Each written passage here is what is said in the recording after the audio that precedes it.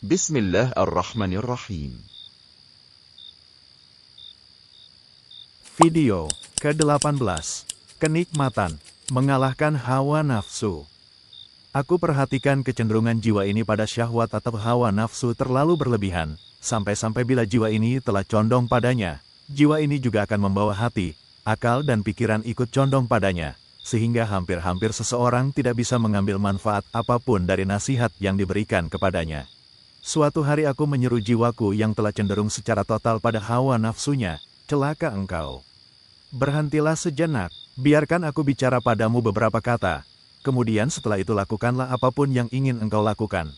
Jiwaku menjawab, katakanlah, aku akan mendengarnya. Aku berkata, memang telah nyata bahwa kecenderunganmu pada hawa nafsu yang diperbolehkan sangat sedikit. Adapun kecenderunganmu yang paling besar adalah pada hal-hal yang diharamkan. Aku akan mengungkapkan kepadamu tentang dua hal, sehingga mungkin saja engkau akan melihat dua hal yang manis sebagai dua hal yang pahit. Adapun hawa nafsu yang diperbolehkan, maka itu bebas untukmu. Akan tetapi jalan untuk menitinya itu berat. Nafsu karena harta, kadang tak mampu untuk bisa menggapainya, sudah usaha pun, kadang tidak bisa menghasilkan sebagian besar darinya, dan waktu yang begitu berharga pun menjadi hilang dikarenakannya. Lalu, hati juga menjadi tersibukkan dengannya, pada waktu upaya untuk meraihnya, dan pada saat berhasil meraihnya, serta menjadi tersibukkan juga dengan perasaan khawatir tak bisa meraihnya. Kemudian hal itu pun akan dikacaukan dengan kekurangan yang ada padanya, yang sudah tak samar lagi bagi setiap mumayyiz, anak yang sudah bisa membedakan baik dan buruk. Bila itu adalah nafsu karena makanan, maka kekenyangan akan menimbulkan berbagai penyakit. Bila itu adalah karena sosok seseorang, maka kekurangannya adalah akan ada rasa bosan, perpisahan, atau perangainya yang buruk.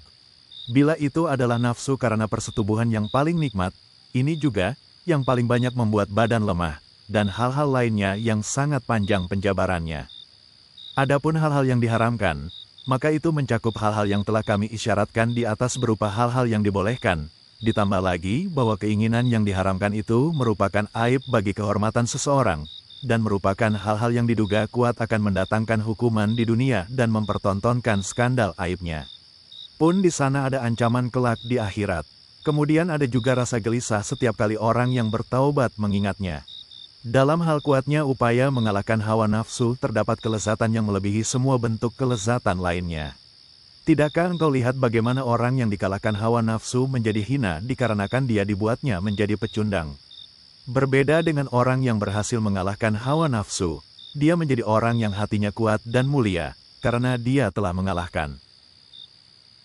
Maka berhati-hatilah, jangan sampai melihat hal yang diinginkan dari sisi keindahannya semata, sebagaimana seorang pencuri melihat lezatnya mengambil harta dari tempat penyimpanannya yang terjaga, dan tidak melihat hukum potong tangan dengan mata pikirannya. Hendaknya manusia membuka mata hatinya untuk merenungkan akibat kesudahan perbuatannya, berubahnya kelezatan menjadi kekeruhan, dan berbalik tidak lagi menjadi suatu yang lezat, baik karena menjemukan, atau karena penyakit lainnya, atau karena kelezatan ini terputus dengan terputusnya hubungan dengan yang dikasihi, sehingga maksiat yang pertama bagaikan satu suapan yang dimakan orang yang lapar, ia tidak bisa menghilangkan perihnya rasa lapar, bahkan menjadikannya terus menginginkan makanan. Hendaknya manusia mengingat-ingat lezatnya mengalahkan hawa nafsu, dengan merenungkan berbagai faedah kesabaran atasnya, karena barang siapa yang diberi taufik untuk bisa melakukannya, maka keselamatan dirinya begitu dekat.